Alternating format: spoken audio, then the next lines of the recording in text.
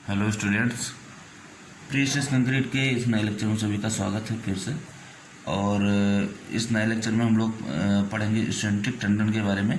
पिछली क्लास में हम लोगों ने पढ़ा था कंसेंट्रिक टेंडन के बारे में, एनालिसिस हम कर रहे थे, एजम्पशंस पढ़ लिया था हम लोगों ने। तो बताया था हमने कि जो स्ट्रेस कॉन्सेप्ट है वो दो तरीके से पढ़ा जा सकता है, दो केस है उसमें। एक तो कंसेंट्रिक टेंडन जिसमें टेंडन हम सेंटर में डालते थे, और एक है इसेंट्रिक टेंडन, ठीक है, जिसमें सेंटर से कुछ हट के कुछ दूर पे टेंडन डालेंगे। ठीक है, तो देखते हैं ये वाला नया केस जिसमें हम टेंडन क्या करेंगे, कुछ दूर पे डालेंगे। ठीक है, तो देखते हैं, केस लेते हैं। ये पूरी बीम हमारी, ठीक। इस बीम में हमने क्या किया, ये आपका सेंटर है, एक मिनट, यहाँ पे आपका सेंटर है, ठीक, न्यूट्रल एक्सिस। यहाँ पे हमने टेंडन डाल दिया।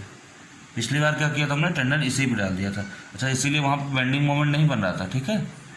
हाँ, लोड की वजह से बेंडिंग मोमेंट बन रहा था, प्री स्ट्रेचिंग फोर्स की वजह से बेंडिंग मोमेंट नहीं बन रहा था।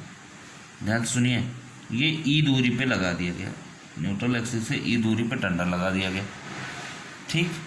टेंडन लगाया गया, यहाँ इसको बांध दिया गया, इसको बांध दिया गया, ठीक है। ये भाई साहब टेंडन कंप्रेसिव फोर्स लगाएंगे इधर से, कंप्रेसिव फोर्स पी लगाएंगे इधर से, ठीक। वो बात की बात है कि हम क्या लगा देंगे, बाद में लोडिंग कर देंगे, ठीक है। इसका आपको पता ही है, इसका आपका क्रॉस सेक्शन कैसा बनेगा, ये आपका बी होगा, ये आपका डी होगा, ठीक। चलिए करते हैं एनालिसिस भाई।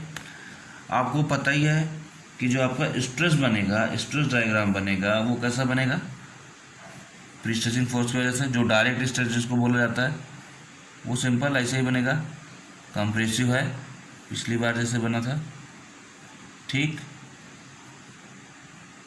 देखिए ये इसमें बेंडिंग बिल्कुल, ये डायरेक्ट स्ट्रेस होता है जो अभी अभी मैं बना रहा हूँ, है ना, जो प्लस का पी बाई ए आया है, पिछली बार भी आया था प्लस का पी बाई ए, आपको पता ही है। कंप्रेशन में हम पॉजिटिव लेते हैं, टेंशन नेगेटिव। तो ये डायरेक्ट स्ट्रेस है, ये कैसा स्ट्रेस है, बेंडिंग स्ट्रेस नहीं है।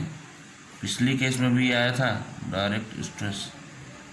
अभी हम बेंडिंग की बात ही नहीं कर रहे हैं, सिर्फ इसको जो कंप्रेशन फोर्स लग रहा है, जो प्रेस्टेशन फोर्स लग रहा है, जो कंप्रेसिव फोर्स, उसकी वजह से डायरेक्ट स्ट्रेस कितना आएगा, डायरेक्ट स्ट्रेस आएगा load upon area, load upon area आ गया, ठीक। तो ये किसकी वजह से होता है, due to pre stressing force, pre stressing force, pre stressing force है क्या, पी, उसकी वजह से ये स्ट्रेस आया, ठीक है। नेक्स्ट क्या है, नेक्स्ट ये है, अब देखो कहानी यहाँ पे, पिछले केस में ये कहानी नहीं आई थी। पिछले केस में एक चीज़ और जुड़ जाएगा, M by Z bending stress था, इसमें भी रहेगा। एक कहानी इसमें ये नहीं थी, अगर ये इसी पे था टेंडन, तो जो ये कंप्रेसिव स्ट्रेसेस आ रहे थे, इनकी वजह से डायरेक्ट स्ट्रेस आ रहा था ये वाला, लेकिन इनकी वजह से कोई बेंडिंग मोमेंट नहीं उत्पन्न हो रहा था, इनकी वजह से कोई बेंडिंग नहीं हो रही थी। लेकिन अब क्या होगा, इनकी वजह से बेंडिंग होगी, क्योंकि ये न्यूट्रल से दूरी पे आ गए हैं, ठीक। तो P इंटू ई वाला नहीं देख रहे हो, लोड इंटू डिस्टेंस कितना होगा, P इंटू ई, मोमेंट बनेगा, मोमेंट बन जाएगा, तो ये अब कुछ ऐसा बनेगा,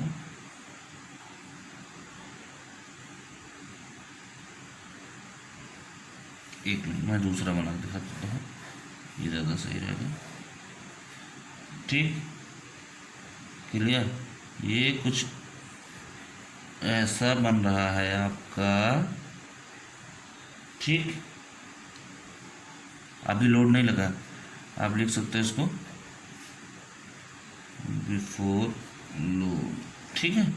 अभी लोडिंग नहीं हुई, बिफोर लोडिंग ऐसे बनेगा, क्यों, क्योंकि ये अभी तक क्या हो रहा था कि ये वाली से नहीं बन पा रहा था, क्योंकि क्या है, पी इंटू ही नहीं हो रहा था, मोमेंट नहीं हो रहा था, इसकी वजह से ऐसा होगा, इसलिए ऐसा हम टेंशन प्रोवाइड कर रहे थे, है ना।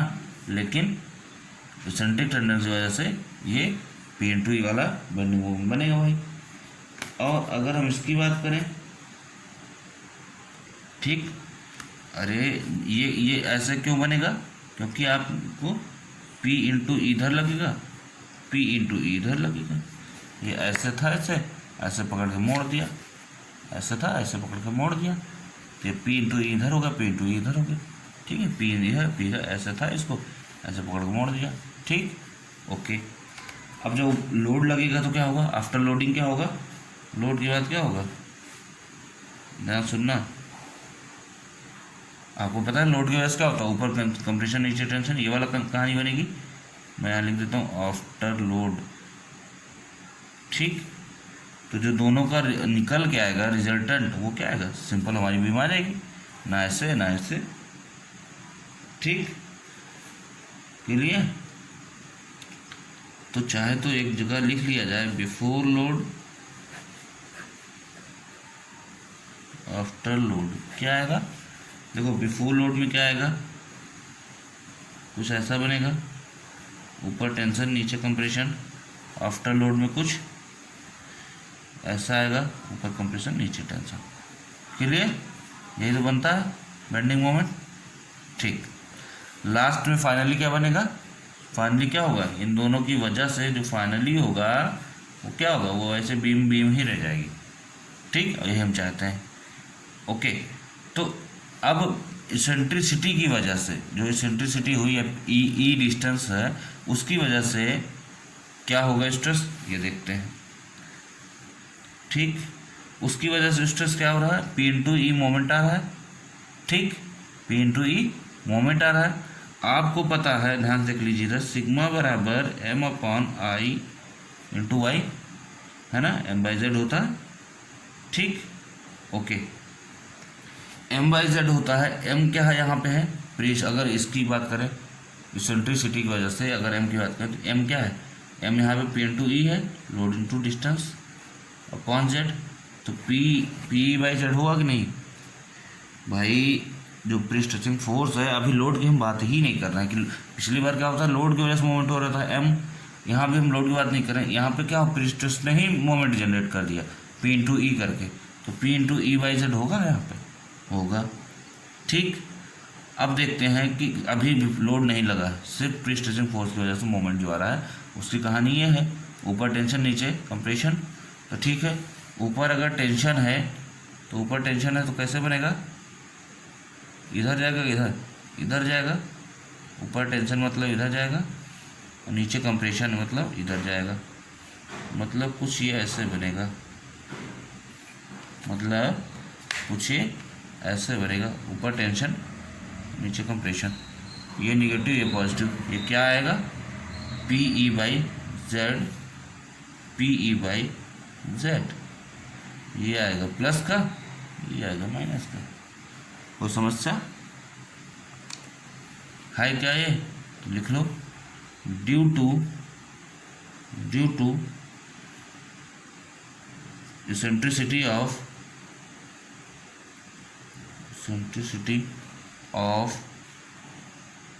Pre stressing force P। ठीक, एक गड़बड़ ये हो गई यहाँ पे कि हमने छोटा इधर से इधर लिखना चाहते तो बढ़िया लिखते, अच्छे से लिख पाते। चलिए कोई बात नहीं, इसको यहाँ लिख देते हैं भाई, नेक्स्ट वाला।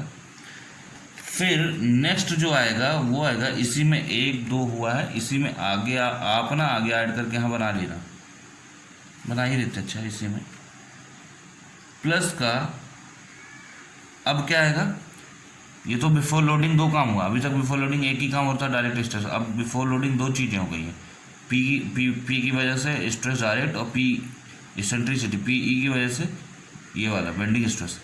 अब हम अभी तो लोड वाला बचा ही है, तो लोड वाला, लोड की वजह से क्या होता है, आफ्टर बेंडिंग, वही पुराना आफ्टर बेंडिंग भाई लोड होगा, लोड की वजह से ये वाली कहानी बनेगी। ठीक, ये वाली कहानी बनेगी, तो यहाँ क्या होगा, ऊपर कंप्रेशन नीचे टेंशन। पिछले केस में जैसे हुआ था, ऊपर कंप्रेशन और नीचे टेंशन। ठीक है, थोड़ा ये यहीं से गुजरेगा, यहाँ जगह कम थी थोड़ा सा, तो हमने इधर बना दिया है ना, ये छोटा नहीं बराबर ही बनेगा। ठीक है, अब वो अलग वहाँ RCC में होता था, ओवर इन्फोर्स और अंडर इन्फोर्स सेक्शन। ठीक है, तो ये आपका कंप्रेशन ऊपर और नीचे टेंशन। ये होता कितना है, प्लस का m/z ऊपर और नीचे m/z माइनस का होगा। अरे पिछली बार जैसे बना था, ये किसकी वजह से है, ड्यू टू एक्सटर्नल लोड। तो यहाँ मैं लिख देता हूँ due to external load, due to external load. ठीक, अभी तक पिछली बार हम 2 को जोड़ रहे थे, अब 3 को जोड़ेंगे, इसको जोड़ेंगे। तो देखा जाए तो जोड़ने पे इसका जो रिजल्टेंट आएगा वो लिखा जाए भाई। रिजल्टेंट क्या आएगा देखा जाए, हमने एक लाइन खींच लिया। ठीक, क्लियर, देखते हैं क्या होता है। ठीक है, ऊपर देखिए P/A minus PE/Z plus M/Z, ये तीनों जोड़ना है। अब ध्यान सुनिए, P/A डायरेक्ट स्ट्रेस आई है, जो ये इसेंट्रिसिटी वाला बेंडिंग मोमेंट बन रहा है PE है ना, PE जो बन रहा है, ठीक, तो वो इसेंट्रिसिटी की वजह से कम आएगा, लेकिन लोड की वजह से बेंडिंग मोमेंट ज़्यादा आता है। ठीक, तो ये कम घटेगा, लोड वाला जो ज़्यादा जुड़ेगा। ठीक, तो ये पॉजिटिव ही आएगा ओवरऑल। 2 पॉजिटिव हैं, 2 कंप्रेशन 1 नेगेटिव। ठीक, 2 पॉजिटिव 1 नेगेटिव, तो आएगा कुल मिला के क्या, कंप्रेशन ही। तो यही बनेगा, कंप्रेशन ही बनेगा। इसकी वैल्यू क्या आएगी, P/A प्लस का माइनस का PE/Z प्लस का M/Z, यही बनेगा। अरे ऊपर वाला जोड़ लीजिए, P/A minus PE/Z plus M/Z, यही लिख दिया मैंने। ठीक, नीचे अभी मैंने बताया कि PE/Z जो है वो कम आएगा, लेकिन M/Z ज़्यादा होता है। ये वाला लोड की वजह से बेंडिंग मोमेंट ज़्यादा होगा, तो जो ऊपर वाली वैल्यू है उससे ये नीचे वाली कम होगी। क्यों, क्योंकि M ज़्यादा है यहाँ पे भाई, ये वाला मोमेंट ज़्यादा होता है। ये भले दोनों जुड़ जा रहे हैं, लेकिन तब भी ऊपर वाले से कम ही होंगे, क्योंकि ऊपर वाले में M/Z लोड की वजह से बेंडिंग मोमेंट ज़्यादा है। ठीक है, तो ये कुछ यहीं तक रह जाएगा। ठीक, कम हो गए ना इससे, इसको दोनों के लिए मिला। यहाँ क्या बनेगा, प्लस का P/A प्लस का PE/Z माइनस का M/Z। क्लियर, समझ में आया, दोनों को जोड़ दिया। ये भी ओवरऑल क्या आएगा, कंप्रेशन भी आएगा, पॉजिटिव भी आएगा। यहाँ भी वही चीज़ है, क्या, नो टेंशन, मतलब फुल्ली स्ट्रेस्ड, ठीक है। तो यही आपका जो है इसेंट्रिक टेंडन की कहानी हो गई। ठीक, तो ऐसे ही आप क्या करते हैं, ऐसे एनालिसिस किया जाता है, स्ट्रेस डायग्राम निकाला जाता है। आपसे एग्जाम में क्या पूछेगा, आपसे एग्जाम में तो पूछेगा कि ऊपर वाला जो फाइबर है, टॉप फाइबर इसको बोलते हैं, इसको बॉटम फाइबर बोलते हैं। तो what are the stresses in top fibre and bottom fibre. तो बॉटम फाइबर में स्ट्रेस क्या है, ये आपके निकल आएंगे। टॉप फाइबर में स्ट्रेसेस क्या है, ये निकल आएंगे। अगर इसेंट्रिक टेंडन होगा तो ऐसे निकलेगा, अगर आपका कंसेंट्रिक टेंडन होगा तो कैसे निकलेगा, कुछ ऐसा निकलेगा। कंसेंट्रिक टेंडन होगा तो कुछ ऐसा निकलेगा, यहाँ P/Z वाला टर्म गायब रहेगा। ठीक है, ओके। एक न्यूमेरिकल कर लेते हैं, तो उससे ज़्यादा क्लियर हो जाएगा। ठीक, एक न्यूमेरिकल कर लिया जाए, उससे ज़्यादा क्लियर हो जाएगा। ठीक है, ओके, ठीक है भाई, कर लेते हैं न्यूमेरिकल। देखते हैं न्यूमेरिकल क्या दे रहा है, क्योंकि न्यूमेरिकल क्या कह रहा है देख लीजिए। कह रहा है कि a pre stress concrete beam, आपके सामने न्यूमेरिकल अच्छे से पढ़िएगा।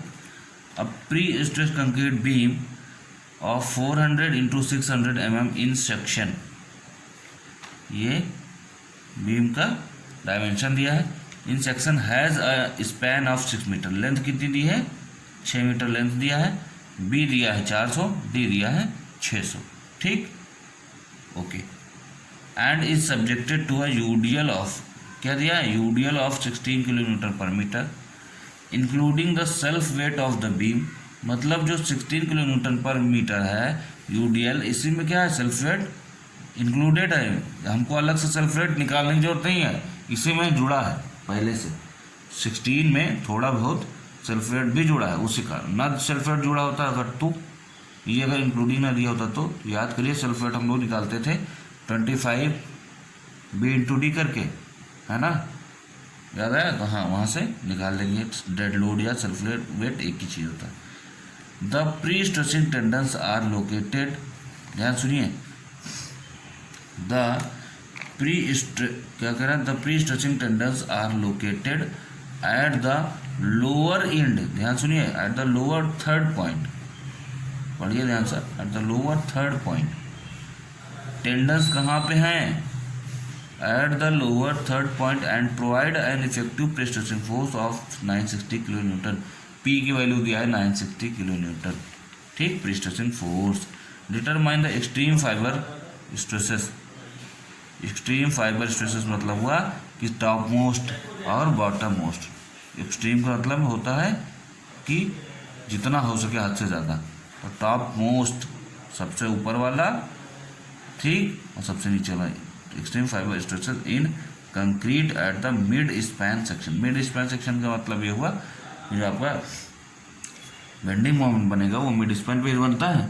मिड स्पैन मतलब क्या हुआ, 6 मीटर की अगर है आपकी, मिड स्पैन का मतलब हुआ कि अगर ये आपकी 6 मीटर की है, ठीक, यूडीएल लग रहा है 960 किलो न्यूटन का, ये आपकी कोई बीम है, ठीक, तो मिड स्पैन, ये जो बेंडिंग मोमेंट होता है वो मिड स्पैन ही तो बनता है मैक्सिमम WL²/8, ठीक है, L/2 पे ही तो बनता है।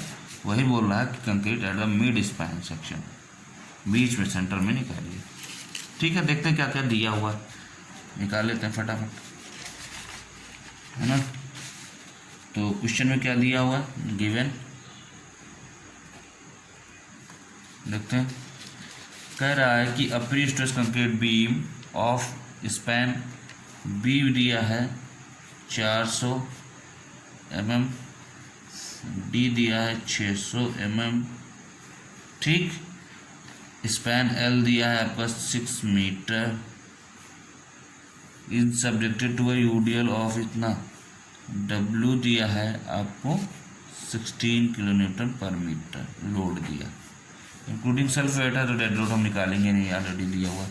The pre stretching tendons are located at the lower third point.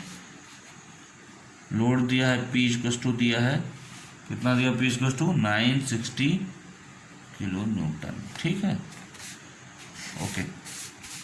देखते क्या दिया, कह रहा है कि जो आपका प्री स्ट्रेस है ना, ध्यान से फिर से देख लो एक बार चाहे तो। कह रहा है located at the lower third point, कहाँ पे, लोअर थर्ड पॉइंट पे दिया, ध्यान देखिए, अब देखिए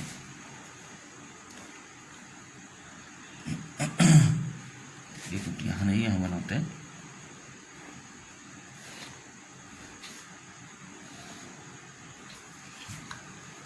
नहीं दिखेगा, सब दिखेगा, परेशान ना हो। ये रहा आपका बीम, ठीक, मान लीजिए आपकी बीम है, ठीक, 960 किलो न्यूटन का आपके पास कितना दिया है, 960 kilo Newton, sorry 16 kilo newton पर मीटर का यूडीएल दिया है। कितना दिया है यूडीएल, देखो यूडीएल दिया 16 किलो न्यूटन पर मीटर का यूडीएल दिया, ठीक है। कह रहे हैं कि जो टेंडन वो लोअर थर्ड पॉइंट पे लगा है, ध्यान से देखिए लोअर थर्ड पॉइंट है क्या। इस बीम को अगर जो इसकी डेप्थ डी है इसको 3 पार्ट में डिवाइड कर लीजिए। मान लीजिए सेंटर तो यहाँ से आएगा, मान लीजिए सेंटर यहाँ से आएगा, 1/3 देखते हैं, मान लीजिए 1/3 ये आया, 1/3 ये आया, ठीक है। 3 हिस्से में डिवाइड करना, बराबर हिस्से में, 1 2 3, यहाँ से मान लीजिए 1 2 3, ऐसे होगा, बराबर बराबर 1 2 3, 3 हिस्से में बढ़ गया भाई भी। तो लोअर थर्ड पॉइंट कहा जा रहा है, तो लोअर थर्ड पॉइंट का मतलब ये हुआ टेंडन यहाँ लग रहा है ना भाई। अगर ये 6 मीटर है तो 2-2 मीटर का हो गया लोअर थर्ड पॉइंट, है ना, ठीक। मान लीजिए ये तो लेंथ दिया 6 मीटर, बार बता रहा हूँ, अगर मान लो ये 6 मीटर है तो 2 का ये 2 2 2, ठीक, तो नीचे से 2 पे लग रहा है। ठीक, क्लियर। ये हो गया लोअर थर्ड पॉइंट। यहाँ लगेगा प्री स्ट्रेसिंग फोर्स। ठीक, क्लियर। सेंटर इसका कहाँ पे है भाई? सेंटर कहीं यहाँ से जा रहा होगा।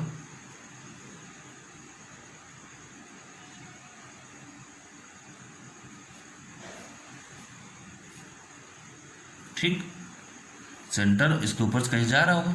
ठीक है भाई, यहाँ से यहाँ दे रहा है, इसका मतलब है यहाँ एसेंट्रिसिटी है। एग्जैक्ट सेंटर पे होता तो एसेंट्रिसिटी ना होती, वो कौन सा था, कंसेंट्रिक टेंडन होता। यहाँ पे एसेंट्रिसिटी ई होगी, ई की वैल्यू कुछ होगी, देखा जाएगा, ई होगी। ठीक है, इसका कुछ ऐसा बनेगा क्या, ये बी होगा, ये डी होगा। बी कितना दिया 400 और डी कितना दिया 600 दिया mm में, यही तो होगा। ठीक, देखते हैं कैसे क्या होगा। ऊपर वाला क्या आएगा आपको पता है, P बाई ए आएगा। तो इसमें बिना कुछ सोचे समझे P बाई ए आएगा, यहाँ भी P बाई ए आएगा। आएगा कितना P बाई ए, अब ये देखना। ठीक, तो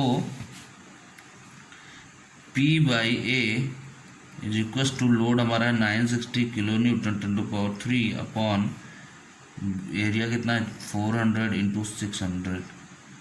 ठीक, कितना दिया है 400 इंटू 600। ठीक, तो ये आपका आएगा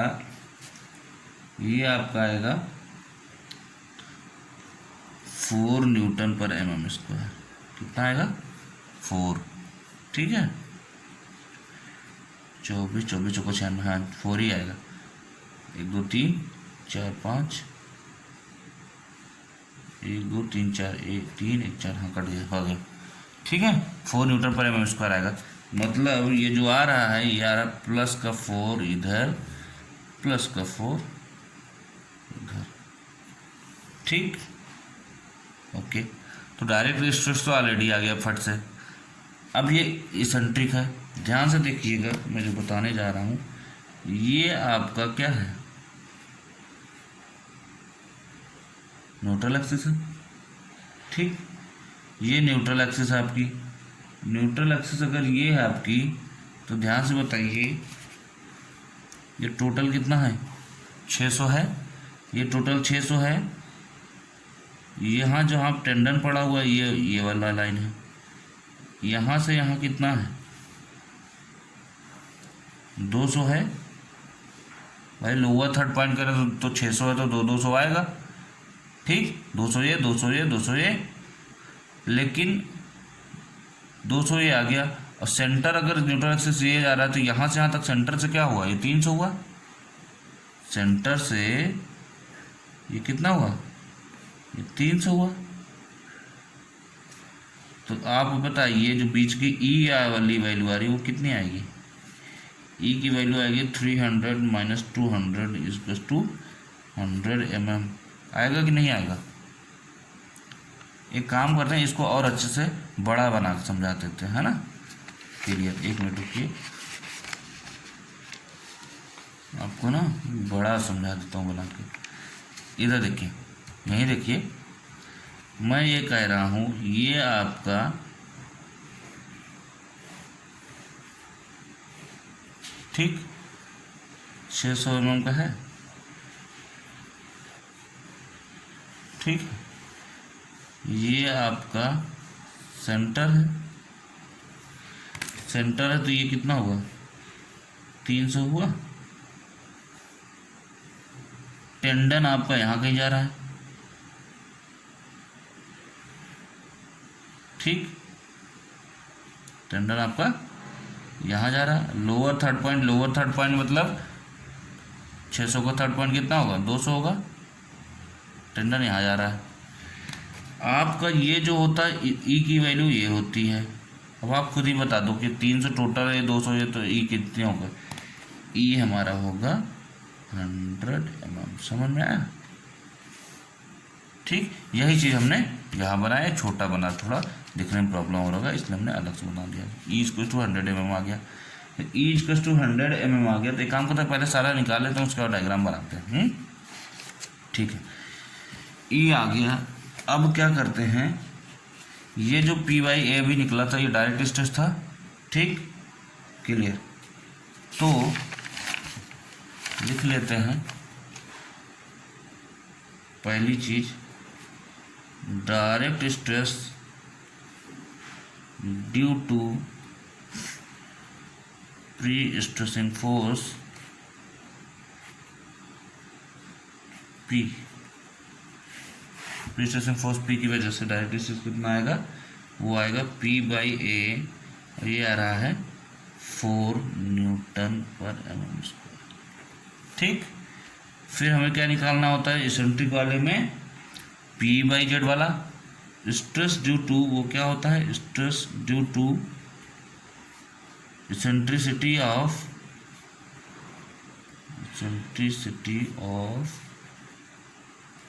प्री स्ट्रेसिंग फोर्स। देखिए इसीलिए कहते हैं, एक बार कॉन्सेप्ट समझ लोगे तो सिर्फ कैलकुलेशन ही बचता है न्यूमेरिकल में फिर।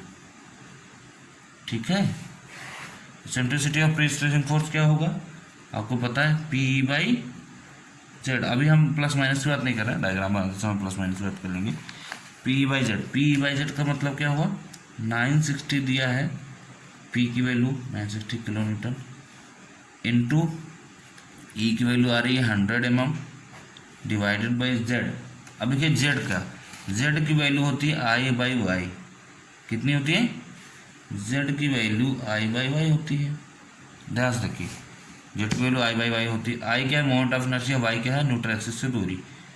ठीक है, अब देखिए रेक्टेंगल के केस में ये बनता है, ये आपका बी होता है, ये होता है डी। ठीक, न्यूट्रल एक्सिस जो सेंटर होता है, सेंटर से वाई वैल्यू सेंटर से दूरी होता है, तो वाई सेंटर से दूरी क्या होगी, डी बाई 2।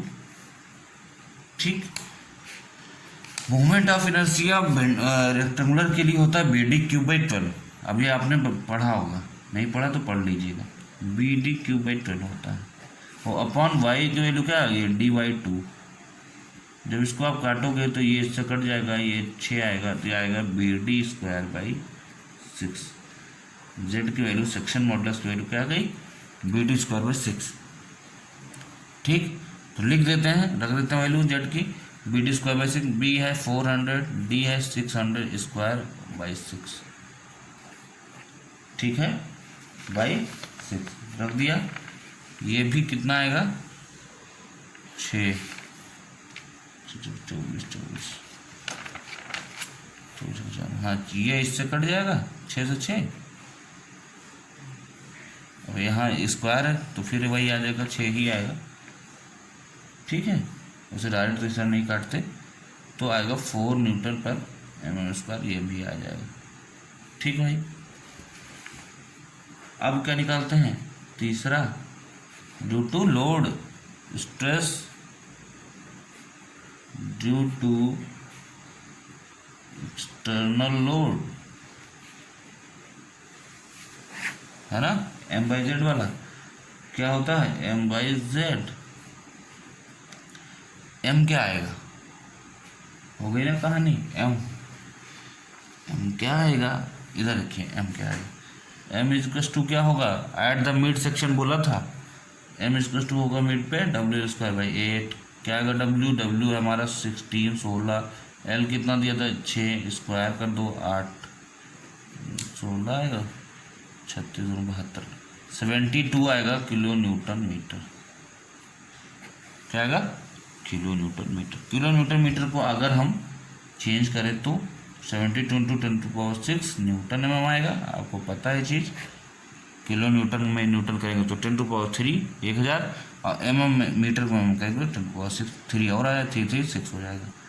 तो m की वैल्यू आ रही 72 × 10⁻6, तो 72 × 10⁻6 डिवाइडेड बाई z की वैल्यू यही वाली 400 × 600 का स्क्वायर बाई 6।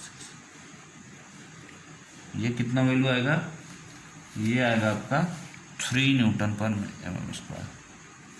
कितना आएगा, 3 न्यूटन पर एम स्क्वायर। अब एक बात हमें बताइए, ये दोनों प्लस होता है, ये तो प्लस ही है, कोई दिक्कत ही नहीं। ये ऊपर वाला क्या होता है स्ट्रेस, पी बाई जेड वाला माइनस ऊपर होता है और नीचे प्लस होता है, तो हम ऐसे लिख दे रहे हैं माइनस ऊपर प्लस नीचे।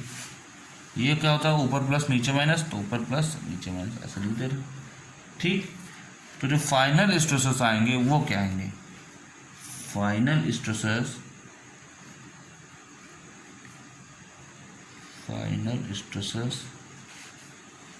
एट टॉप क्या आएगा, फाइनल स्ट्रेसेस एट बॉटम क्या आएगा। देखते हैं निकाल के डायग्राम बना के, तीनों को जोड़ते हैं। ठीक, अब ध्यान सुनिए अच्छे से, ठीक है, कोई गड़बड़ नहीं होनी चाहिए। ऐसे बना देता डायग्राम, बना देता है, ऐसे बना देता डायग्राम भाई, ये बात है तो ठीक है। इसमें पूरा बन जाएगा, मजा नहीं आ रहा, रुके रुके, अच्छा ठीक, एक मिनट, ऐसे बनाते हैं। ये आपकी बीम थी, ठीक, क्लियर, ये आपका सेंटर था, ठीक, ये आपका लोड था 16, ठीक, अच्छा, ये पूरा दिया था कितना 600 mm, ठीक, क्रॉस सेक्शन अगर हम बनाएंगे तो ठीक। टेंडन आपका गया था 2/3 से 1/3 से नीचे वाले से, मतलब ये 200 होगा, सिर्फ ये 200। इसेंट्रिसिटी आपकी ई बराबर आई थी 100 mm, ये आपको पता है, ठीक। जब हमने क्या नाम है आपका प्री स्ट्रेस फोर्स की वजह से जब डायरेक्ट स्ट्रेस निकाला, डायरेक्ट कैसे आया था, कुछ ऐसा ही बनेगा,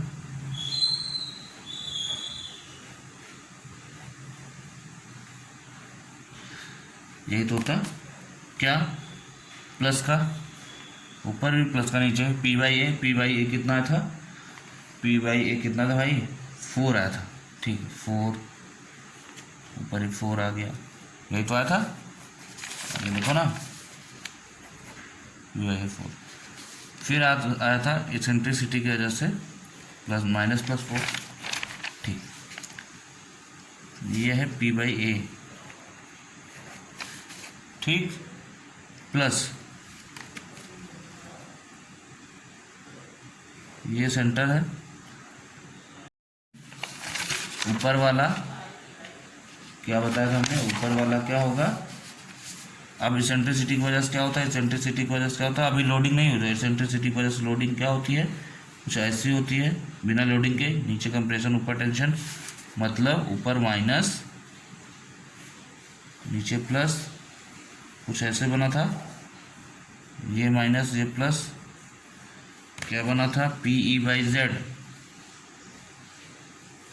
P E by Z, P E by Z की वैल्यू क्या आई है, P E by Z 4 minus plus, कुछ नहीं करना है, ये माइनस है -4, नीचे +4, फिर प्लस करना है, तीसरा वाला क्या आएगा, ऊपर प्लस होता है नीचे माइनस होता है, अब तक तो सब समझ ही गए होगे आप, ये प्लस होता है ये माइनस होता है, ये क्या होगा m बाई जेड की वैल्यू क्या आई है, m बाई जेड कहाँ गया, m by Z plus minus 3 मैंने प्लस का 3 माइनस का 3 प्लस का 3 माइनस का 3, ये सब न्यूटन पर mm स्क्वायर में है, ठीक है, क्लियर। अब क्या करना है, इन तीनों का जो सम आएगा, सम क्या आएगा, ऊपर कुछ ऐसा आएगा नीचे कुछ ऐसा आएगा, ये मिल जाएगा, ठीक।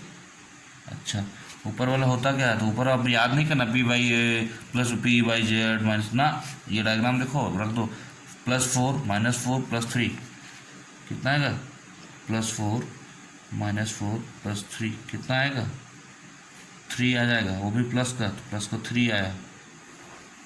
ठीक, नीचे +4 -3 कितना आया, 1 मिनट,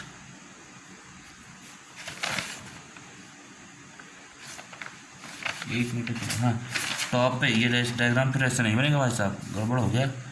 हाँ ऊपर क्या रहा, +4 -4 +3 ना, 1 मिनट लिख लेते हैं पहले, +4 -4 और +3, ऊपर कितना आएगा, 4 4 कट जाएगा, ऊपर आएगा +3 Nm²। ठीक, इसलिए कह रहे रटना नहीं है। देखो अभी हमने ध्यान ना दिया, ऐसे डायग्राम बना दिया जैसे रटा रटाया होता है, लेकिन ऐसे नहीं बनाना है। ऊपर 3 आ रहा, नीचे 5 आ रहा भाई, फिर +4 -3 आ रहा है, तो 4 4 8 3 8 में से 3 गया 5 +5 Nm²। अगर रटा होगा तो अभी जैसे गलत किया था हो जाएगा गलत। क्या हो रहा है, टॉप पे क्या आ रहा है 3 और बॉटम पे आ रहा है 5, मतलब डायग्राम आपको कैसे बनेगा, डायग्राम कुछ ऐसे बनेगा। इधर देखिए डायग्राम कुछ ऐसे बनेगा, ऊपर है 3 ठीक, नीचे है 5, मतलब डायग्राम कुछ ऐसे बनेगा। ठीक, समझ रहे हो, ऊपर है प्लस का 3, नीचे है प्लस का 5, ओवरऑल क्या आ रहा है, कंप्रेसिव आ रहा है, ऐसा डायग्राम बनेगा एट मिड स्पान। ठीक है, ये फाइनली डायग्राम आपका हो जाएगा। ये फाइनल डायग्राम ये होगा, फाइनल जो स्ट्रेसेस निकल के आए हैं वो आएंगे। ये आंसर आपका यहीं आ गया, लेकिन विद डायग्राम अगर आंसर देना है तो आपका ये आएगा। इसलिए करें, इसको रटना नहीं है। ये जो ऊपर वाली चीज़ें आ रही जोड़ने में जो आए, अगर ऊपर वाली ज़्यादा आ रही तो ऐसे बनेगा, नीचे वाली कम आ रही ऐसे बनेगा। अगर ऊपर वाला कम आ रहा है तो ऐसे बन जाएगा, नीचे वाला ज़्यादा आ रहा है ऐसा बनेगा। जाहिर सी बात है। ठीक है, तो रटना नहीं कि कैसे क्या होगा, है ना। जो रट लेंगे वो ऐसे ही गलत कर देंगे। अच्छा हुआ हमने गलत किया, कम से कम गलत करके आपको समझा दो दिया कि अगर रटोगे तो ये गलती होगी, नहीं रटोगे तो देखो ऊपर कम आ रहा था, ऊपर कम आए, नीचे ज़्यादा है। कोई ज़रूरी नहीं कि हमेशा ऐसे डायग्राम बने, ऐसे भी बन सकता है, ऐसे भी बन सकता है। क्लियर, चलिए ठीक है, इतना है, बहुत है आज के लिए। तो ये आपका एक न्यूमेरिकल हो गया। ठीक है, प्री स्ट्रेस का, स्ट्रेस कॉन्सेप्ट का। और इसी तरह और न्यूमेरिकल आप प्रैक्टिस करिए। ठीक है, रिवाइज करिए, प्रैक्टिस करिए। और ये जो गलती हुई है, गलती आप मत करिएगा। ये जानबूझ के तो नहीं किया हमने ध्यान ना दिया, लेकिन आप करिएगा मत। अच्छा हुआ, हम तो चाह रहे थे कि जानबूझ के गलती करें, पता चले ऐसा होता है, लेकिन हो गया ऑटोमेटिक, हमने ध्यान ना दिया, पहले डायग्राम बना दिया। तो पहले डायग्राम आपको नहीं बनाना, पहले क्या करना है, पहले आपको निकाल लेना है कि टॉप पे कितना आ रहा है, बॉटम पे कितना आ रहा है। अगर ये टॉप पे 3 बॉटम पहले अगर हम निकाल लेते, पहले हमने निकाल लिया। अगर ये जोड़ के 4 -4 +3 जोड़ के पहले निकाल लो, तो ये तीनों डायग्राम है ही है, इसी हिसाब से तीनों जोड़ लो, है ना। ये तीनों जोड़ लोगे तो फाइनल डायग्राम बनाने में आसानी होगी। क्लियर, चलिए एक बार देख लीजिए अच्छे से और अच्छे से। ठीक है, ओके, मिलते हैं नेक्स्ट क्लास में लॉस ऑफ प्री स्ट्रेस के साथ।